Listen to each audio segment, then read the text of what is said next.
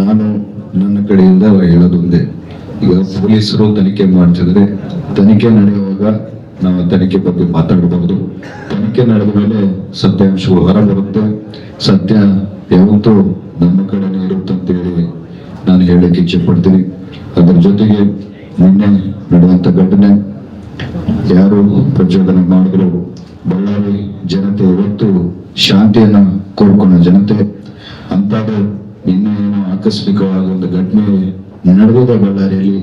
ನಾನು ನಿಮ್ಮ ಮೂಲಕ ತಪ್ಪು ಯಾರದೇ ಆಗಿರ್ಬೋದು, ಆದ್ರೆ ಬಳ್ಳಾರಿ ಜನತೆಗೆ ನಿನ್ನೆ ನಡೆದಂತ ಘಟನೆ ತಮ್ಗೆಲ್ಲರಿಗೆ ಶಾಂತಿ ಭಂಗ ಮಾಡಿದ್ರೆ ನನ್ನಿಂದ ಕ್ಷಮಾಪಣೆ ಅಂತ ಕೇಳೋಕೆ ಇಚ್ಛೆ ಪಡ್ತೀನಿ. ಯಾಕಂದ್ರೆ ತಪ್ಪು ಯಾರಿಂದನೇ ನಡೆದಿರ್ಬೋದು, ಶಾಸಕನಾಗಿ ಜನತೆಗೆ ನಾನು ತೊಂದರೆ ಆಗಿದ್ರೆ ಕ್ಷಮಿಸ್ಬೇಕಂತ ಕೇಳ್ತಾ ನಾನು ಎರಡು ಮಾತನ್ನು ಮುಗಿಸ್ತೀನಿ. ಬಳ್ಳಾರಿಯ ನಿರಂತರ ಸುದ್ದಿಗಾಗಿ ಬಳ್ಳಾರಿ ಬೆಳಗಾಯಿತು ಚಾನೆಲ್ನ ಸಬ್ಸ್ಕ್ರೈಬ್ ಮಾಡಿ ಹಾಗೂ ಬೆಲ್ ಐಕಾನ್ ಒತ್ತಿ.